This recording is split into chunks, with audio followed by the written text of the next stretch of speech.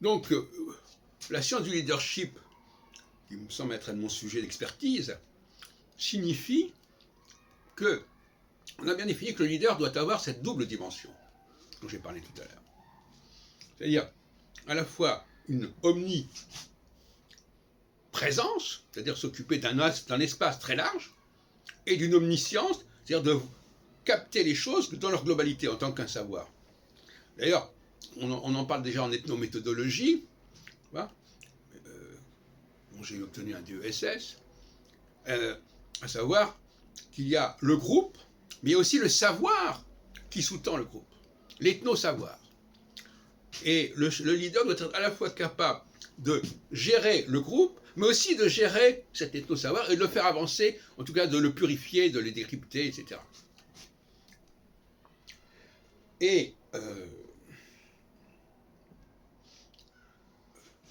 on voit bien qu'il peut y avoir des erreurs de casting. C'est-à-dire quelqu'un qui est un petit leader, qui va se retrouver dans une situation qui exigerait un maxi leader.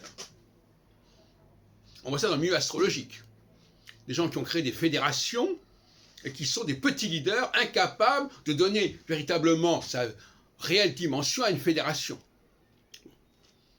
Ça, c'est dramatique. Donc, le casting, c'est quand on a un projet d'une certaine ampleur, il faut choisir la personne à la hauteur de ce projet. Et si on prend quelqu'un pour qui le projet est trop vaste pour ses épaules, eh bien ça donnera des choses complètement nulles. C'est évident. Et c'est ce qu'on peut observer dans le milieu astrologique. Je ne citerai pas des noms, mais en fait tout le monde sait de quoi je veux parler. Des gens qui sont pas à la hauteur de la tâche. Et qui en 20 ans ont prouvé leur nullité fondamentale. Enfin, leur insuffisance, c'est pas leur preuve, c'est pas leur faute.